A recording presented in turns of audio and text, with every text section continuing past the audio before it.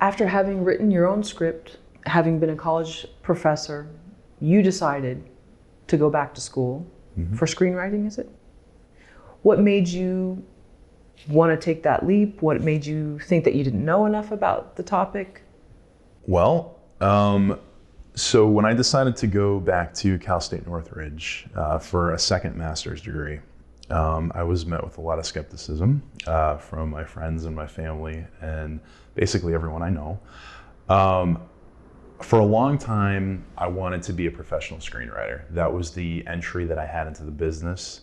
I started writing first, and that led me to getting involved in production. Excuse me. I wanted to try to make it as a professional screenwriter before making it as a filmmaker. But when I went to Florida State, I quickly found out that I was good at producing. And as people know in the business, if you're good at something, you immediately start getting work at it and you get pigeonholed in that very quickly. So that sort of turned me into a producer, and it was hard to break out of that. I worked for about 10 years as a location manager, a production manager, a producer, and it was great. I met wonderful people, worked on wonderful films, but that really wasn't what I wanted to do. So that was part of what led me to try to make Rising Star, the first feature that I made, because I wrote the script and I wanted to have it produced. So the easiest way to do that is just to make it on your own. And I say easy. The overriding thing was, I know I'm not getting any younger. At the time I was 39, and I thought, if I'm gonna do this, and if I'm really gonna dedicate myself to trying to be a writer, it needs to happen now.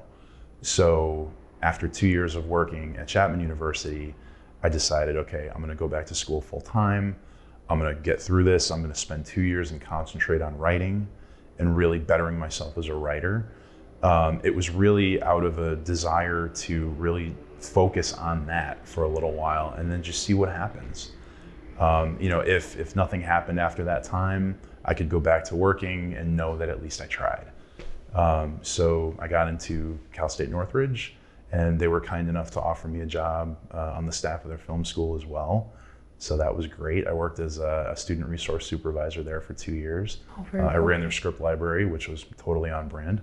Oh, wow. And it was 2 wonderful years. And I wrote a TV spec for the show Black Mirror that placed in the Austin Film Fest screenwriting competition. I wrote 3 features, one of which I'm directing right now. It really was the right move.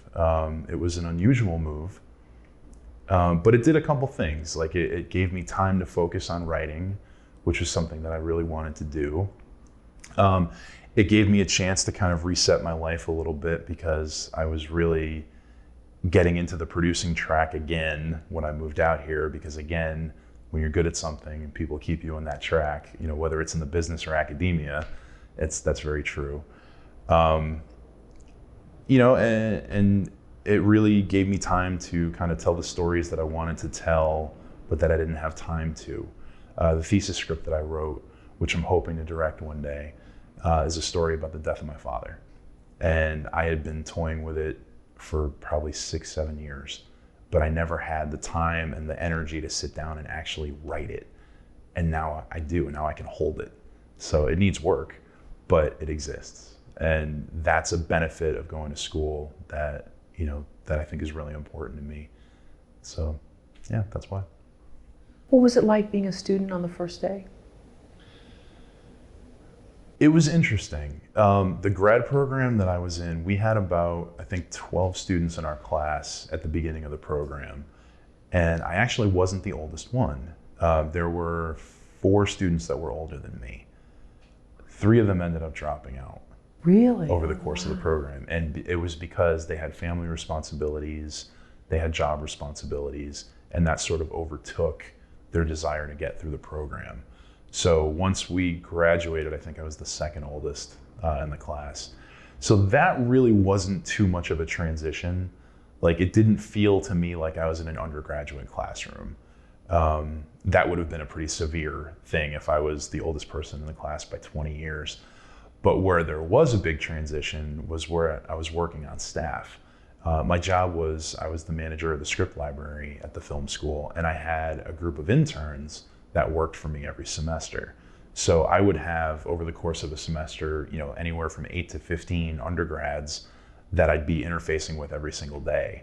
And that was really a big challenge, because I realized very quickly that I was out of touch with what young people were talking about and what they cared about and issues that they talked a lot about. CSUN is definitely a very activist campus. Yes. So that was something I was looking forward to being a part of, but I didn't realize just how fervent it was. And being involved with the students every day and talking with them about the news and things like that, it really brought home to me, what issues kids care about. And I think that'll help me, as I go on, as a teacher, and, also just being able to kind of understand what kind of stories people are looking for in the film marketplace as well. So that was a big transition, but I think it was a really good one. Yeah, Generation X wasn't really much of a sort of an activist generation. I know our parents were. Right. But Right. yeah, and maybe we're more so now as older adults than before. But yeah, that's something that I was very surprised at too, to see how much younger people, whether they're 35 or whatever, care about it. They're very issue-based, cause-based, and I was very surprised at that. Yeah, and the neat thing too about Cal State Northridge is how diverse the student population is. Obviously I'm a middle-aged straight white guy. I'm not exactly what they're looking for, but being able to work with students from all over the world, it really was great. Like the Latino population at CSUN it's almost a majority. Oh wow. Yeah, they're a Latino serving institution, as well as a Pacific Islander serving institution. So they focus on working to help those students from those backgrounds. So every semester I had students from Mexico, from Spain, Portugal, Puerto Rico, like from all over the Spanish world, and we would work together, and we'd talk about like what movies did we enjoy and why did you like that. And when Black Panther came out, that was a great example. Every student of color that I worked with saw it that first weekend, and it was a transformative experience for them. Because they had never seen that on screen before. And that didn't hit home for me until I heard them talking about it. Being frank, I saw it the first weekend and I really enjoyed it, but I never thought of it as a cultural touchstone until I heard other students of color talking about how unbelievable it was that they finally saw themselves on screen as a superhero. So that was a great opportunity, being in that environment. Some other schools are, a little more whitewashed, I guess would probably be the best term. Sure. That's a great thing to have been part of, to have witnessed. So that really, that helped me, in my growth, as a human being, seeing that.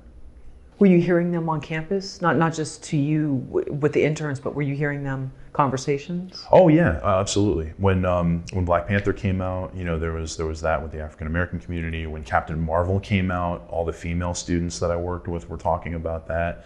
And you think of these superhero films as not really cultural touchstones, right? But these students are really taking it seriously because that's the content that they consume the most. And when they see these things happening, it's a big deal. It really is a big deal. So, so a lot of people sort of brush films like that off. But when you look at how that audience is consuming it, it's a powerful thing.